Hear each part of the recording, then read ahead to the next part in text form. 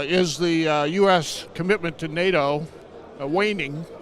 I'd say the answer is absolutely not. We're totally committed to NATO. You live in a country of politics. We live in a country of politics. Yes. Political rhetoric sometimes doesn't reflect the actual reality.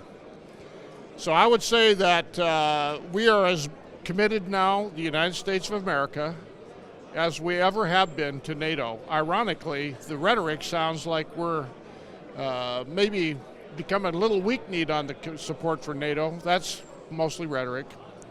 I think the intention of our president is to make sure that everybody is aware of the commitments nations have to be part of NATO. As you point out, Romania is spending the 2% of their GDP on defense, which is part of the criteria. But in reality, we have a trilateral government. We have the Supreme Court, the Senate and Congress, and then the executive branch. In our government, ironically, I think Winston Churchill said at one time, the United States always gets it right after trying every other possibility. So we have a kind of a messy process getting there.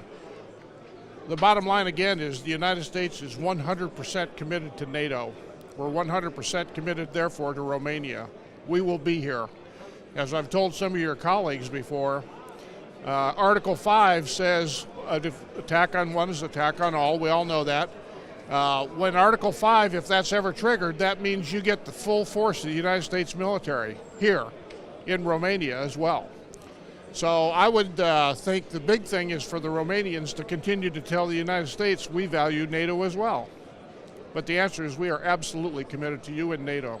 That's democracy, because it's quite messy, but is functioning. It's very, very well, it's functional. just like Churchill said, it's very messy, but the other alternatives aren't very good. So that's part of being fair, where everybody gets an opinion. Some speak louder than others. But ultimately, it's the right thing to do.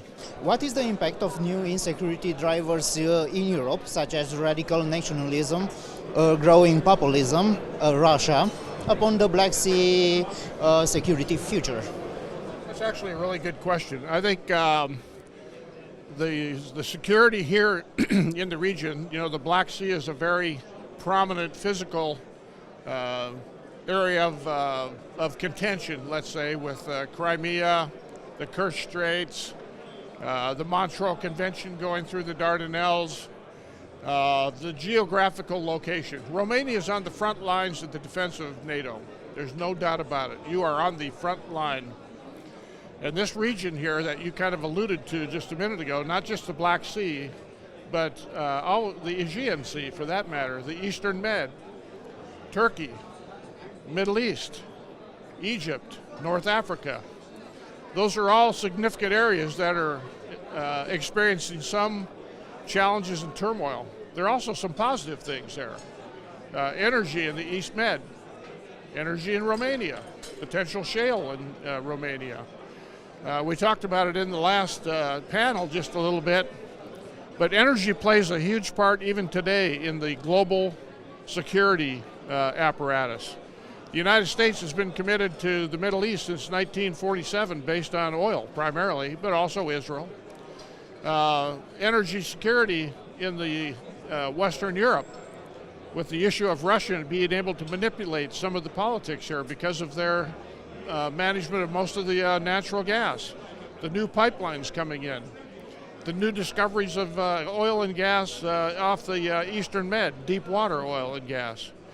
Egypt now having access to energy off the in the Southern Med. Israel having potentially becoming independent energy-wise. Those are huge issues that are going to shift the geopolitics. But all in all, when you get down to the bottom line again, you kind of said this a minute ago, Mitch, is that democracies need to kind of join up, if you will. That's the most important thing for all of us. You have the right to, that's why we have media. You have the right to say what you want. So I'm actually pretty encouraged. I'm really encouraged to see the dynamic here in the country of Romania, the positive vibe I get here, the energetic, dynamic young population, beautiful city, I'm encouraged. You Romanians need to be extremely proud of who you are as a country. This is an impressive country, and you're a big part of NATO. What measures would be necessary in order to ensure energy security in Eastern Europe? Related to the previous question. That's a good question. We kind of talked about it a little bit, but some of it has to do with diversity. Some of it has to do with having access to your own energy, that you don't have to depend on somebody else to use it as a political tool. Like we talked about Russia. Russia uses energy as a political tool. There's no doubt about it. And why do they do that? Because they can. Why can they? Because other countries don't have their own energy. So you need to have access to other resources. We talked about Eastern Med, LNG, your own organic energy, shale oil in Romania. And you need to take away that leverage that countries like, in this case, mostly Russia, have over your geopolitics based on the fact that you can't survive unless you have energy. So you need to get different resources. You need to, and we're in the U.S. interested in that as well. But this dynamic of the Eastern Med energy find is going to change the world.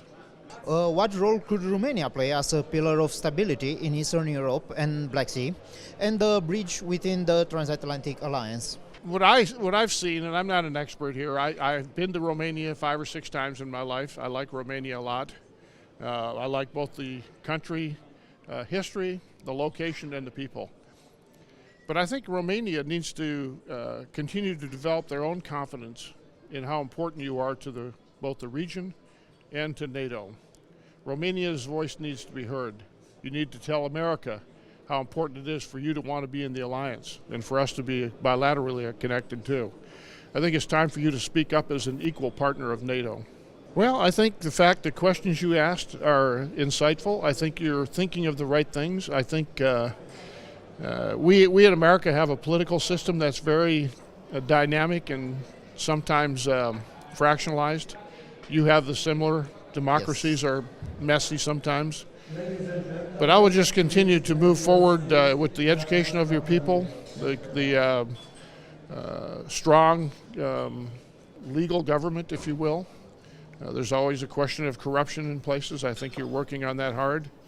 And then I would think outreaching back to some of your allies in Europe, but also the United States on your own to articulate the way ahead you see strategically, particularly regionally, because you're a leader there.